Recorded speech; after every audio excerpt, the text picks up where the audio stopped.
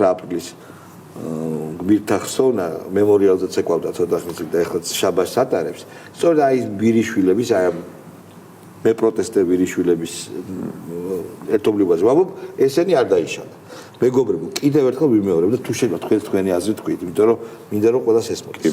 იყო მზადდებოდა პროვოკაცია. დღევანდელი პასეს რეზოლუცია სწორედ ამაზე მეუბნება რას. მზადდებოდა პროვოკაცია, რომ სპეცრაზმს დაეშალა ეს ხალხი და რა თქმა უნდა ვიღაცას მოხდებოდა.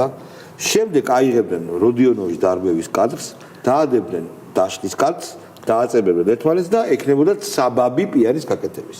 რა წავაგეთ ჩვენ? რა თქმა უნდა ნერვები მოვიშალეთ, რა თქმა უნდა არ მოგვეწონა რომ მიისაკუთრეს ეს ამბავი, პატივის მიგება გმირებისა, მაგრამ ჩვენ წავაგეთ და მოვიგეთ ის რომ მათი ეს დამპლური ჩათლახური ვერაგული გეგმა არ შედგა და არ ქონდათ საბაბი მესმის რომ მართლე ვიყავით კანონის და სამართლის და სიმართლის წინაშე მართლე ვიყავით, მაგრამ რატო უნდა მიგვეცა საბაბი? გთხოვთ კომენტარი?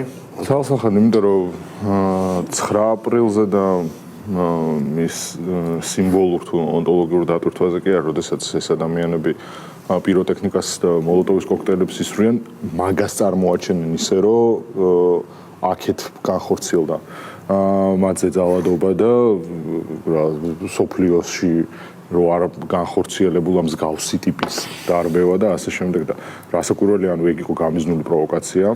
იმიტომ რომ ანუ სხვა ლოგიკა ამაში არც იძებნება და ვერც მოიძებნება და სწორედ ამ პროვოკაციის შინაარსი მდგომარეობდა იმაში რომ მათ გამოეწვიათ ის სცენა და ის მედიურად კადრი და ის ისევ თავიანთ პარტნიორებთან და საერთაშორისო მედიაში გადასაგზავნე და დასატრიალებელი სურათები, სადაც აი ვითომ მშვიდობიანად შეკრებილი პატიმრებისთვის მოშიმშილე და ასე შემდეგ თუ მოამაგე ადამიანები პოლიციური ძალით იქნენ გაყვანილნი და შემდეგ ნუ იქ რასაკვირველია რაღაც შეხლა შემოხლაც იქნებოდა რაიმე გაუთვალისწინებელი შეძლო მომხდარიყო და ასე შემდეგ.